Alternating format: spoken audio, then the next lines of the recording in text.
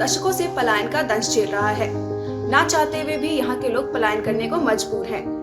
Tata institute of social science की एक report के मुताबिक बिहार से हर साल करीब 40 लाख से ज्यादा लोग पलायन कर जाते हैं।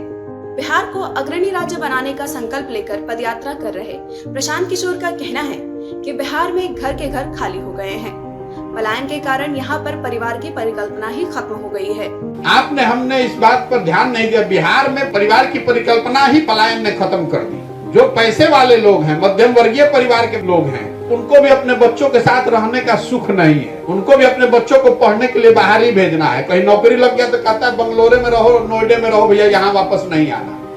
गांव के गांव हम ये पता करते हैं, शायद ही कोई परिवार मिलता है जिसमें पति पत्नी माता पिता बाल बच्चे रह रहे हैं साथ में। गरीब है तो मजदूरी करने के लिए गया है, आप अमीर हैं पैसे वाले हैं तो आपका बच्चा पढ़ने के लिए गया है। परिवार के साथ रहने का सुख यहाँ किसी को नहीं है। पलायन का इतना असर है। आखिर पलायन बिहार की सबसे बड़ी समस्या कैसे बन गई? क्या बिहार की इस समस्या को दूर नहीं किया जा सकता, या फिर यहाँ की सरकारें ही इसे रोक पाने में नाकाम रही है?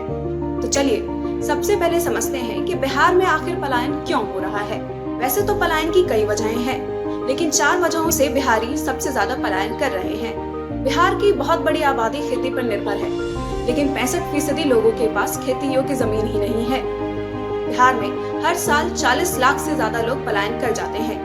इनमें 58% लोग गरीबी रेखा के नीचे आते हैं। Centre for monitoring Indian economy की रिपोर्ट के मुताबिक बिहार में बेरोजगारी दर 17% से ज्यादा है। बेहतर शिक्षा के लिए युवा बिहार से बाहर जा रहे हैं। जेईई और नीट की तैयारी के लिए हर साल बिहार से करीब 80,000 बच्चे कोटा, दिल्ली, हैदराबाद जैसे शहरों में पलायन कर जाते हैं।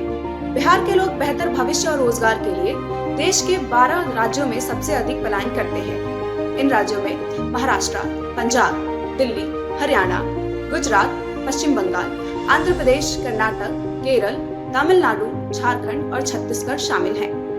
Indian institute of public administration की रिपोर्ट के मुताबिक बिहार के करीब 5 करोड़ लोग देश के अन्य राज्यों में मजदूरी कर रहे हैं। यानी बिहार के 40% लोग दूसरे राज्यों में मजदूरी के लिए पलायन कर चुके हैं। ये आंकड़े किसी भी सरकार को परेशान कर सकते हैं, लेकिन बिहार की सरकार ऐसे हालात को लेकर बिल्कुल भी चिंता में नहीं है। अगर बिहार से इसी रफ्तार से लोग पलायन करते रहे तो वह दिन दूर नहीं जब बिहार में गांव के गांव खाली हो जाएंगे। कहते हैं ना, जब सरकार निरंकुश हो जाती है तब जनता ही उसे सत्ता से उखाड़कर फेंक देती है।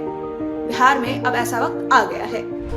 जल्द ही प्रशांत किशोर जी से सीधे संवाद करने की जानकारी आपके साथ साझा की जाएगी। जुड़े रहिए हमारे साथ। धन्यवाद। जय बिहार।